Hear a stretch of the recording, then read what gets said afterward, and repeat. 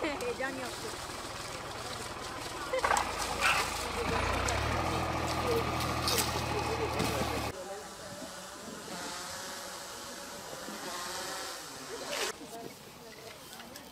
Böyle çantaya koy, böyle çantaya koy. Tabii var ne de? Oraya bir göre dönem bir çocuk. Sıraya bağlanmak.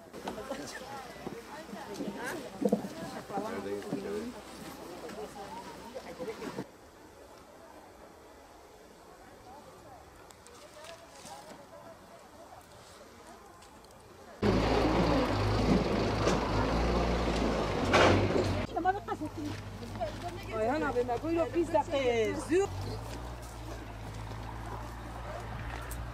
2016 yılından beri burada elma ve diğer çeşitli meyve çeşitlerinde üretim yapmaktayız. Elma bahçede 1600 dönüm üzerine kurulu. Bunlar 7 çeşitten ibarettir.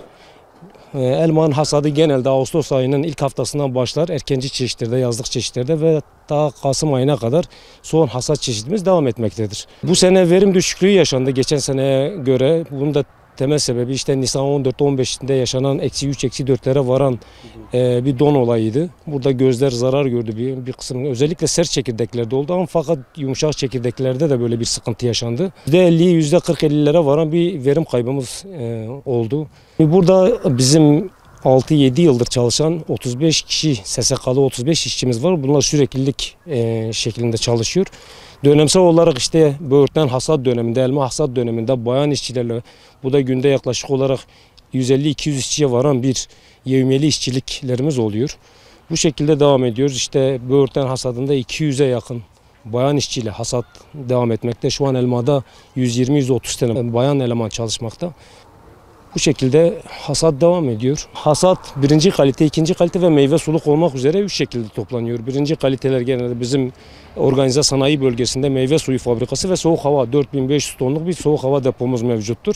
Birinci kalite ve ikinci kaliteleri soğuk hava deposuna naklediyoruz. Orada paketleme işlemi yapıldıktan sonra Orta Doğu ülkelerine ve iç piyasaya da sunulmaktadır. Meyve suluk meyveyi de gördüğünüz gibi bu Adana meyve suyu fabrikasına şu an nakletmekteyiz. Bu bahçe bölgede yani bu şekilde birçok aileye istihdam sağlamaktadır ve 7 yıldır bu istihdam devam etmektedir.